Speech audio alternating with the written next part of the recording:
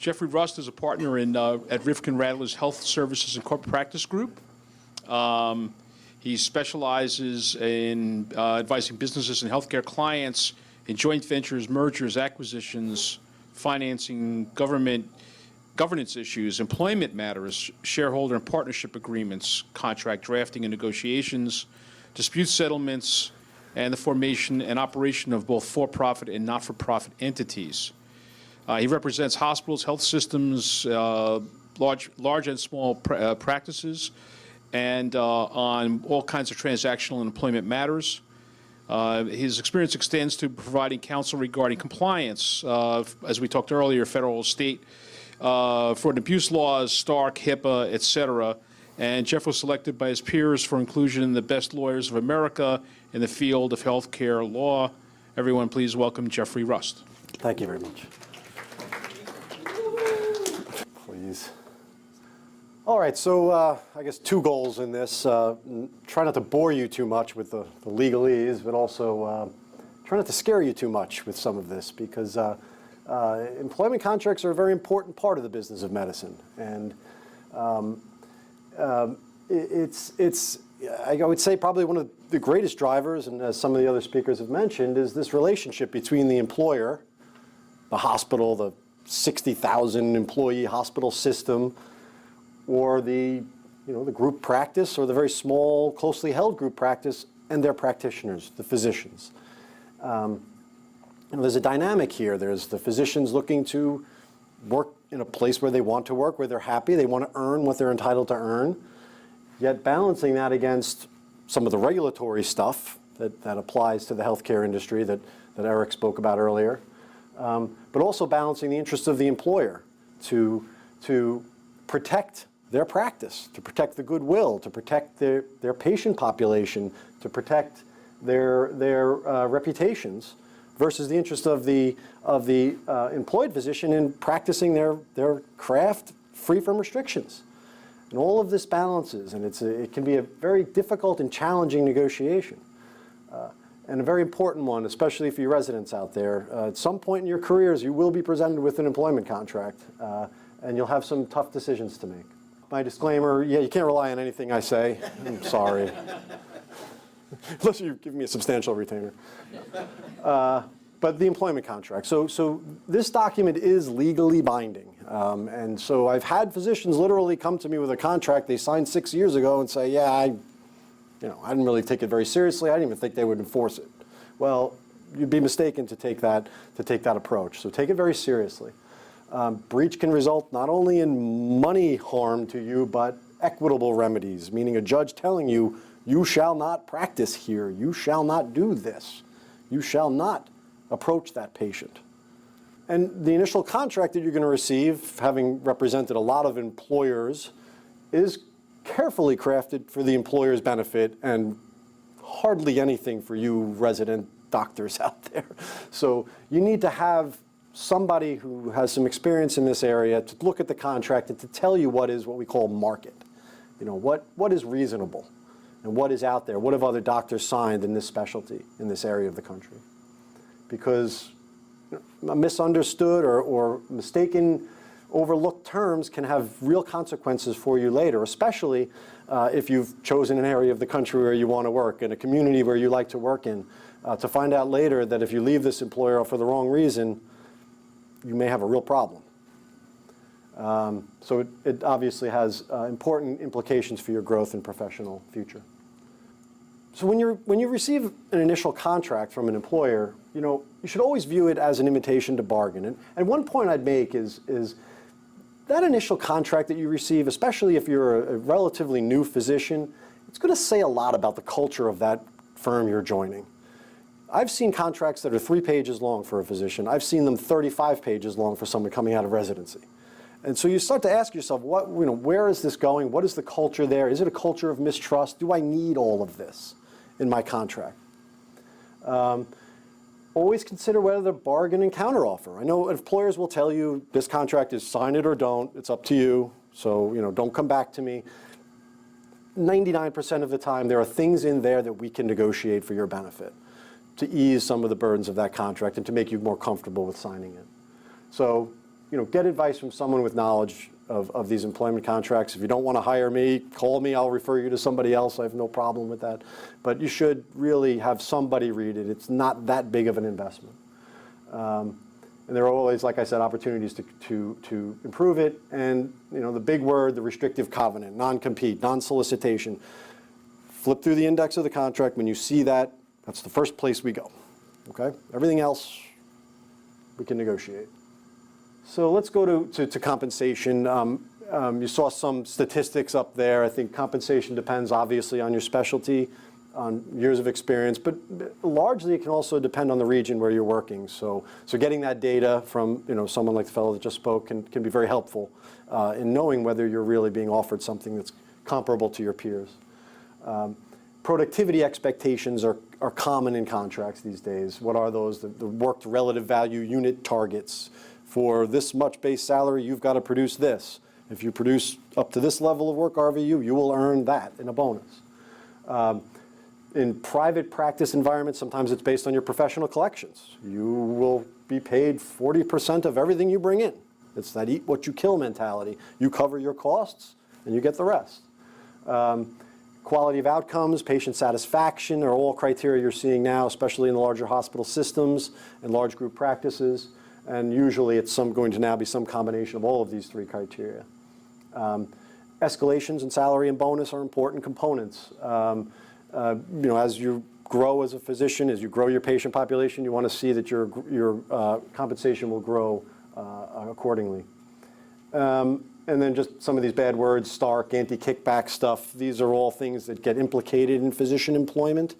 You are entering into a financial relationship with your employer, and when we're dealing with government payers, we have to be very careful with compliance. So having an attorney knowledgeable in that area is also important to keep you out of trouble. Away from just the cash compensation, you want to look at your benefits. And benefits packages vary from employer to employer. You want to consider, health insurance is mentioned here. Do they offer life disability insurance? Disability insurance is something, I don't know if people have talked about it in this program, but it's something to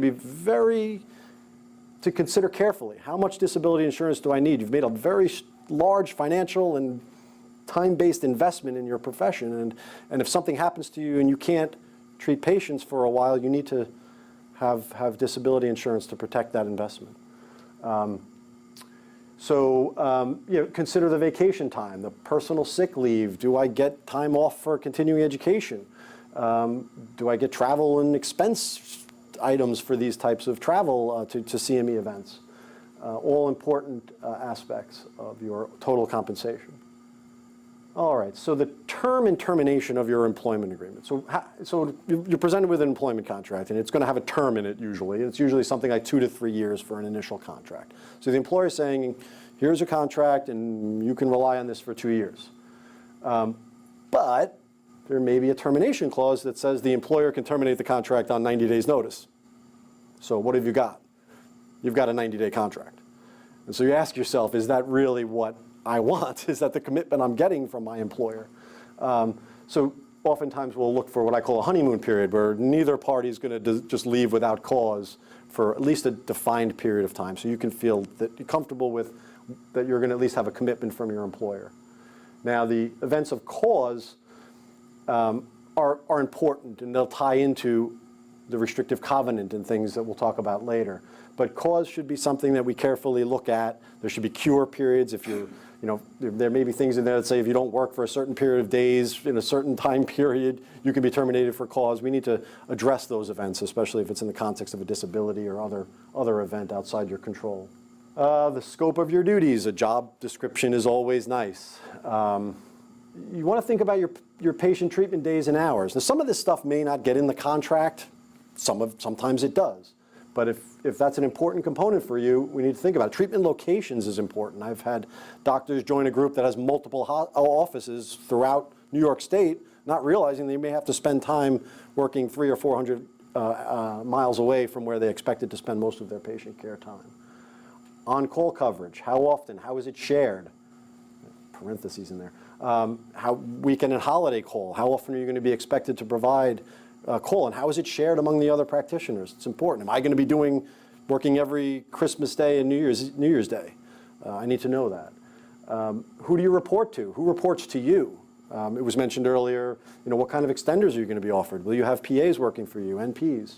How many? How many are being shared with me with other practitioners? And the performance evaluations are nice. Are there benchmarks that you're expected to achieve so that you know where your goals are, and are you meeting the employer's expectations? Another topic that was mentioned, if I'm joining a private group practice, when am I going to be considered for partnership? Am I going to just be an employed physician indefinitely? And if partnership is critical for you, and if you're more advanced in your career, this may be something that you can really ask the employer to try to commit to. I can tell you that employers resist this like a disease. They'll may say something in the contract about after 3 years of employment, if you're in good standing, we will consider you for a partnership level track. But very rare am I going to, and especially in a more junior physician context, be able to achieve a commitment to partnership. Liability insurance. So I don't know if any of you guys know the difference between claims made and occurrence. You should probably get familiar with this. A claims-made liability insurance covers you so long as that policy is in place. So when your policy expires, you are no longer insured for things that happened during the term of that policy. An occurrence policy is different. It covers you for the period of the insured period. So if you have a policy in place January 1/19 to December 31/19, it's an occurrence policy. You are insured for all incidents that occurred during that 1 year period, even if it's alleged against you 2 years from now. Okay? If the employer offers claims made, watch out. The employer may require you to buy a tail. You, the physician, buy a tail if your employment terminates. Because the employer always wants to make sure that you were insured during the period of time that you were employed. Depending on your specialty, a tail can be very expensive. Ask an OBGYN how much a tail costs. It's frightening. Continue, but one option is always, and we should look to do in an employment contract that requires you to buy a tail, that if you continue your claims-made policy with your new employer, you shouldn't need a tail, because that policy will cover the incident as long as the policy is renewed. Restrictive covenants. So I've had doctors say to me, these aren't enforceable, right? In New York, if it's written properly and meets the legitimate business needs of the employer and isn't overly onerous on the employee, they are enforceable, and they will be enforced. The purpose of a restrictive covenant is to limit you from competing with your employer within a specified geographic area for a specified period of time. The courts will, when they look at these, they balance the needs of the employer versus the employee's ability to continue pursuing gainful employment. And the employer may include liquidated damages, which is cash payment for every day that you're in violation of this restrictive covenant. You shall pay me $1,000. That's just to frighten you. And also attorney's fees for your violation. Even if a provision is overly broad, this is something to take and just always consider. Even if it's overly broad and unenforceable, and we will all agree this is just too extreme, do you still want to sign it? Because it's a process to litigate one of these things, and it's very costly. So let's make sure what you're signing, you're willing to live up to, because you may not want to fight it, even if you can fight it and win. In terms of geographic scope, this is just some New York examples. 5 counties within New York State was enforced, 20-mile radius of any office, 35 miles, 30 miles, 15, 10, 5, 3, and 2. It depends largely on the geographic area we're talking about. In Manhattan, maybe 6 city blocks should be all you need. But you go up to Western New York, upstate Western New York, 35 miles can be not that large an area, depending on your area and your specialty and all of those factors. Time frames. Perpetual, indefinite time frame was enforced.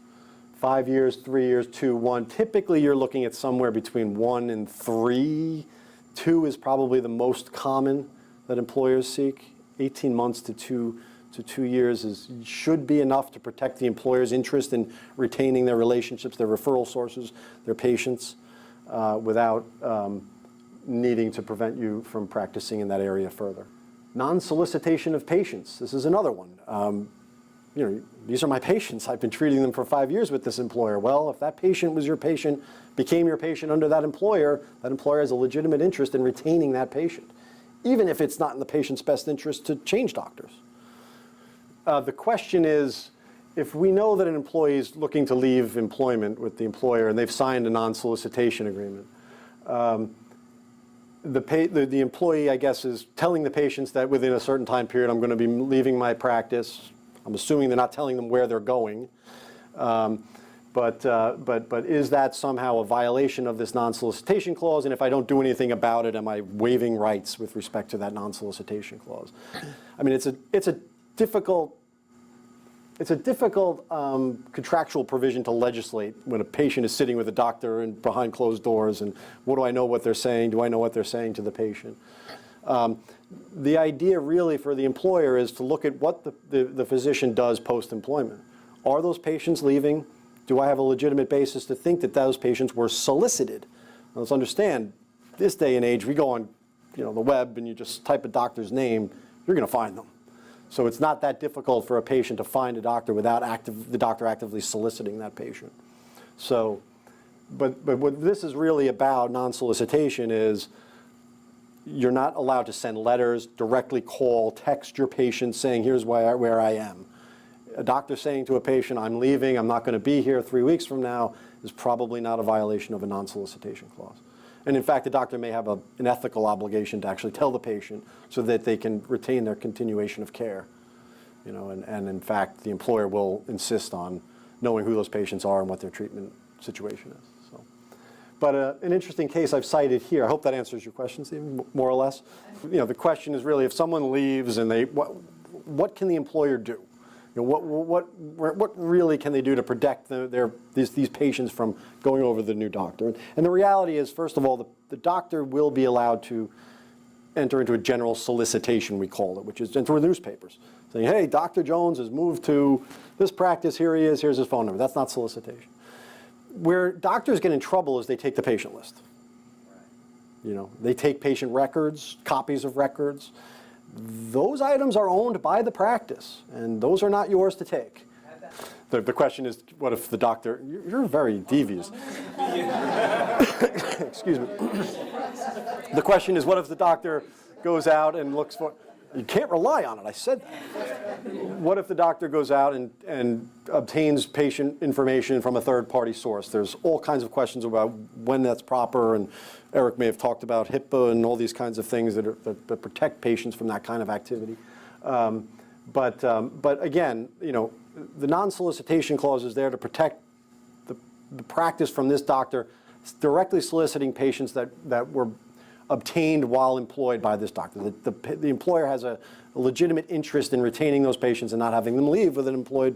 And an employee has a common law duty not to enter into activities that are to the detriment of their employer. Without going into more detail than that, but that's the context you're looking at, and it's a balance. And not bad facts sometimes make bad outcomes. We don't really know, and each is a case-by-case basis. But the purpose of a non-solicitation clause is to say you shall not send letters to these patients for 6 months after you leave, so that I have the ability to transfer those patients over to a new doctor who's employed here. Okay. I mentioned this BDO Seidman case because this is an interesting one. I've had just recently a doctor approach me and said, I've got a non-solicitation, but when I joined this practice, I brought 100 patients with me. And don't I get to keep them? And this case, really, the Court of Appeals, which is the highest court in New York, said yes. In that context, those patients were brought with you, because this was an accountant who brought accounts with him. Those accounts came with you, those accounts can leave with you. And you, the employer, don't have a legitimate interest in those accounts because they weren't derived from your efforts and investment. Confidentiality, you're going to see confidentiality clauses. You're going to see work for hire. Work for hire, this is if you invent some great new procedure while you're employed, guess what? The employer owns it. So, and you'll likely be signing a document that says that, but that's also at the common law as well. Equitable remedies, this is your temporary and permanent injunction we talked about. If an employer believes that you're violating a non-solicitation, non-compete, other restrictive covenant, they will reserve the rights to go to a judge and say, Judge, tell this person to stop. And if you don't stop, well, none of us look good in orange. So you'll have to stop. Successor employers can be liable if they facilitate a breach. This is an important one that you guys may not know, but if you join a new group practice, that practice will likely ask you, did you sign an employment agreement? Did it include a restrictive covenant? If it did, I need to know that I'm not, by employing you, breaching that restrictive covenant. Otherwise, I'm going to get sued. And most employers are very cautious about this nowadays, so be careful. It's not only going to be a problem with your current employer, but getting a new job. And we'll talk a little bit about this, but always consider whether some kind of severance should be built into your restrictive covenant. You know, employer, if you're going to prevent me, if I've worked for you for 10 years, I've developed a large patient population, you're going to tell me I can't work within 10 miles for 2 years, maybe you should pay me something for that. If you need that benefit, at least give me some compensation for it. Negotiating around the restrictive covenant. So we should always consider in your employment contract whether the restrictive covenant should apply. Number one, what if the employer just lets you go? You know, I don't like your ties. I don't like your haircut. You don't have to come to work tomorrow ever again. I'll tell you, most contracts would provide that restrictive covenant is still enforceable against you. Hasn't really been tested in court here in New York State. Be curious to see. What if the physician terminates for good reason? And that good reason can be defined in the contract. You know, the employer is not paying you on time. The employer is not providing the support that you've agreed to and negotiated in your contract. The employer is not providing the PAs that you need to practice. And what happens if the employer elects non-renewal? We talked about the term of the contract. The term of the contract is usually 2 to 3 years. Sometimes it'll have an automatic renewal. If neither party terminates it at the end of the term, it'll renew for another year. Well, what if the employer elects non-renewal? Should you still be bound by a restrictive covenant in that circumstance? So in any of these instances, if the answer is yes, I would really be arguing for severance in that circumstance. If they let you go without cause, they should be paying you to sit on the sidelines. Okay? And whenever we're talking about severance, we need to make sure a good accountant or a tax attorney takes a look at that severance. It can have important tax consequences for you. Okay? Other employment contract terms, you're going to see restrictions. You shall not work for anybody else as a physician unless I say so. So if you're out there and you want to do, you know, Good Samaritan stuff and you want to go out and work at a clinic or something for free for a few hours a week, you know, you'll need to get consent from your employer. Arbitration. This is an out-of-court resolution. Most employers like arbitration because it forces you to go before a private arbiter to decide the case, and it's not a public document. So no one can pull your arbitration records off the New York State court websites and things. It's a private hearing. One of the things I don't like about arbitration is it's not appealable, largely. So if the arbitrator gets it dead wrong, you may be stuck with that decision. So it's always, if you're signing something with an arbitration clause in there, I'd think about it, talk to your attorney about it. This was mentioned earlier. What happens if there's a change of control or sale of the employer practice? Do I want to work for a massive, hospital system or some private multi-specialty group that I've heard bad things about just because my partner employers want to join? What are the contexts of that? Can I be relieved from my restrictive covenant and work as a free agent for someone else? Governing law and venue, I mean, if you're signing a contract in New York, it's largely going to be governed by New York law, but consider the venue of the contract. If I have to if I have to bring an action in this case against my employer or my employer against me, do I want to have to go 600 miles away and hire a lawyer that far away to defend myself? Indemnification, advancement of attorney's fees. What if your employer brings an action against you for the restrictive covenant wrongly? Maybe you should have your attorney's fees covered in that case if you're successful on the merits. Lawyers are not cheap, sorry to say. Rights to access to your patient records post-employment. What if you're sued for something that happened at your former employer? You need to reserve rights to access those records for that purpose and not be, jammed up in that regard. What if there's a government inquiry, same thing, rights to access to records. But the question was, if I have an employment contract with one employer and that employer is acquired by a hospital or larger group, what happens with my contract? Am I still bound by that contract? Is it still a good contract? It depends on how the acquisition occurs, first of all. If they buy the entity itself, your employer, and everything in that box, meaning the stock or the equity of that employer, nothing changes. You're still in contract with that entity. If they buy the assets and seek to hire all of the employees, yes, you're largely going to be in negotiations for a new contract with a new employer. Question then becomes, what happens to your restrictive covenant if you don't want that contract? And it's dicey, because the former employee, if that entity still exists, they can still enforce it, and that acquirer can say, you're going to enforce that against this person as part of the deal.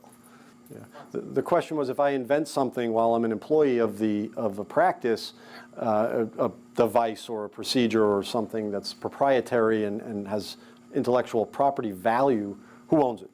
And typically these contracts are going to say, if you're, and the common law says that if you're using the employer's time and their equipment, their assets, their location, their, all of the tables and chairs, then that's the employer's. If you do it on your own and you can prove that you weren't using any of their assets to develop this new device or technique, you have a strong argument that that can remain with you. But, how many people really have the facilities to do that on their own? It's, tough to prove. Okay, so the first question was, if I'm working for an employer that has offices all over the country, and I only work in New York, for instance, can I be prevented from competing against them in some office on the other side of the country, on the West Coast if I'm working in New York? And then the second question is if I do have a restrictive covenant and I want to go to a competing employer, do those employers ever help me out with negotiating a separation and release from that restrictive covenant? So on the first question, it's largely going to be jurisdictional, but it's a balance. And again, the courts here in New York will look at that situation. I've never been to the West Coast to practice medicine. I've only practiced here in New York. What legitimate interest does that employer have in preventing me from working on the West Coast? And I think on balance, not much, right? Unless we're talking about some of this telemedicine stuff where you are actually practicing all over the country. So it's going to be very much a facts and circumstances analysis, but really, you're looking at what is the legitimate interest of the employer to protect them from your competing, really. On the second question, yes. And new employers have negotiated with the former employer a severance to say, I will pay you something to release this person. And those negotiations can happen. It's rare. But if you're that good, it does happen. The first case scenario is, I need to negotiate a good contract for you. Yeah. You need to have somebody look at it and say, this is what's fair, this is what's reasonable, and these are the circumstances where it applies and where it doesn't, and can you live with this? Look, some doctors don't have them. I have one physician who's a very prominent orthopedist here in New York State who's refused to ever sign a restrictive covenant. And to this date, he's gotten away with it. Very few out there that don't have one nowadays. But I guess he or she is that good. I don't know. The question was, there was an attorney here in the audience was presented with a contract that said the physician employer, the physician employee will indemnify the physician employer for any bad things that they do.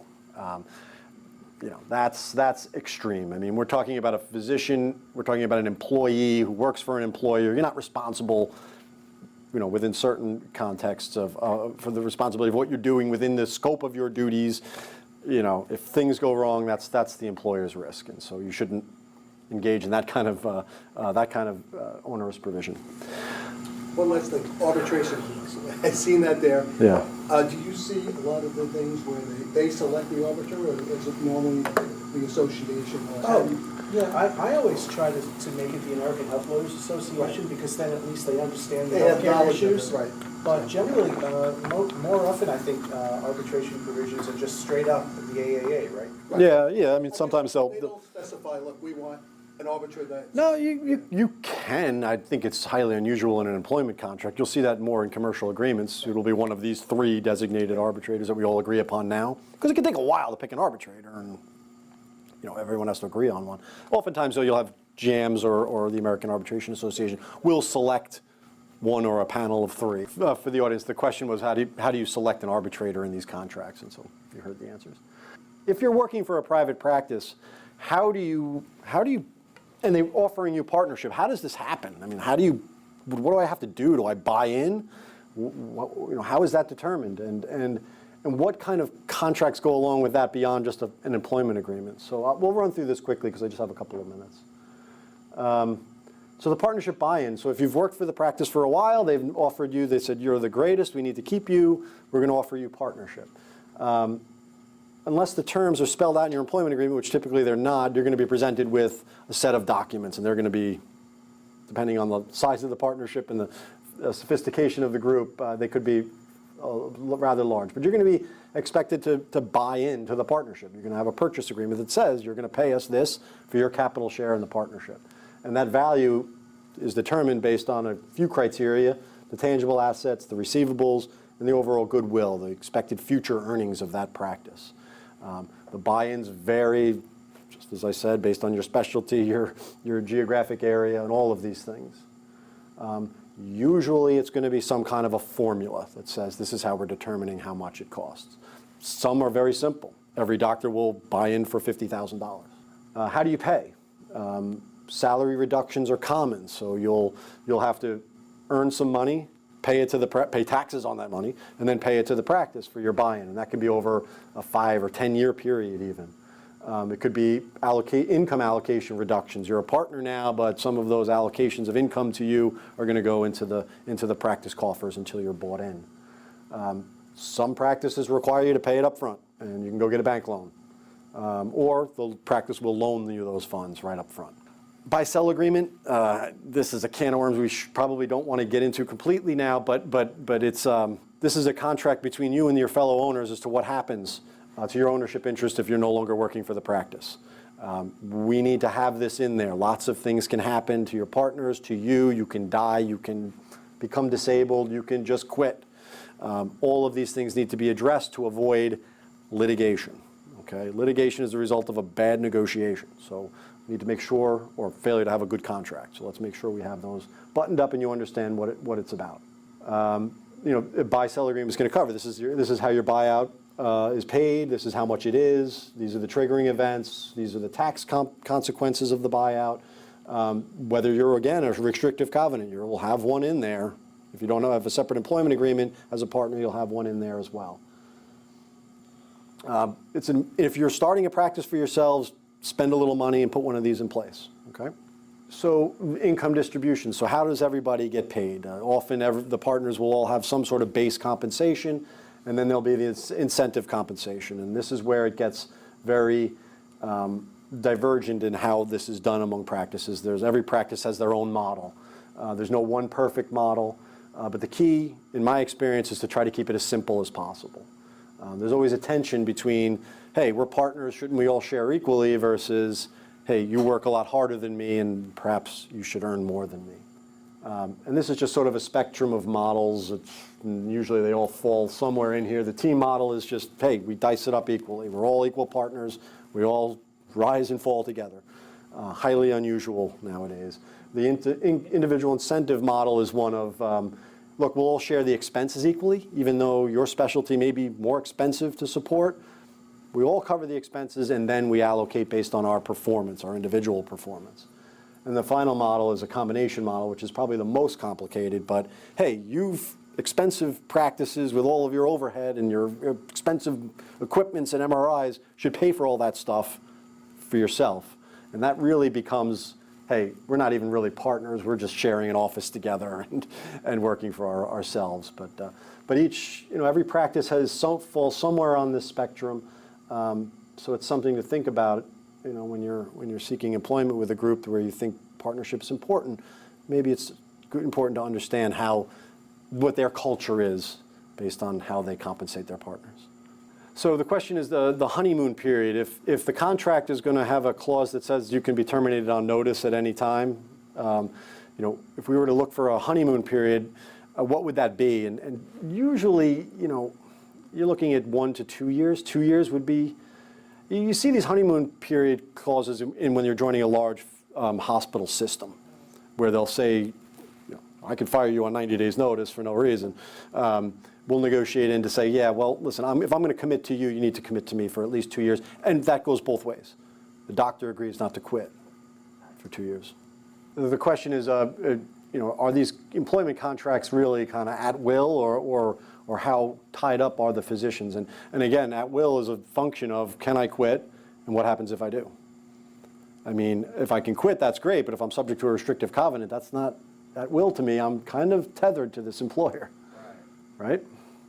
But yes, I mean, there's no indentured servants in New York State. You can't force me to work for you, and if I'm unhappy, I can leave. But there can be consequences that will be spelled out in the contract. The question is, how important is an arbitration clause to keep it quiet, the litigation between the parties quiet? And I would argue it's quite important. With the bloggers these days, I literally negotiated with a physician group that was joining a large hospital system. And the fellow approached me with a copy of a blog saying, oh, thank your partner for putting this on his blog.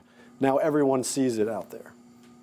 Like everyone in the industry saw it. Because this person literally went on, but the attorney went on goes on every week looking up things that are happening in New York State cases, and then writes articles on them. And then it's out in the ethos and everyone can see it. So that's why you need to make sure that you can live with the contract you're signing, even if I suspect it's not enforceable. I still have to fight that battle. Now, you can protect yourself by having a clause in there that says, if I win that battle, employer, you pay my attorney, which is always nice for us attorneys. We like that. But. Really quickly, and I was going to touch very quickly on this. I know you've been talking about partnerships, LLCs, but now with the merger where everything's coming together, don't you see more professional corporations as like hospitals that are gathering up courts? Because normally as private practice, you normally see as maybe a corporation that becomes an S-corp flow-through or some other methodology. But now, because of the hospitals, you're normally seeing corporations, public corporations. So when you mention buying in, there's not a real buy-in in corporations. It's more you have to put money into ownership of it. Do you see that in public corporations much more? I mean, big practices. Well, I mean, first off, in New York State, we have the corporate practice of medicine doctrine, right? And it's a very onerous one here in New York, which says that public corporations can't own medical doctors, right, in their practices. And we're trying to keep the evil profiteer people from intervening in your physician decisions for what's best interest of your patients. So yeah, I mean, but there are these MSO models, and I don't know if anyone's talked about it, but that's where your big private equity and public money comes in to manage medical practices, not necessarily the treatment, but the management of the overall operation. I would say most professional corporations are S-corps. They're closely held companies, and so they don't necessarily get the benefits of the tax benefits there. Anything else? Okay, thank you very much, everyone.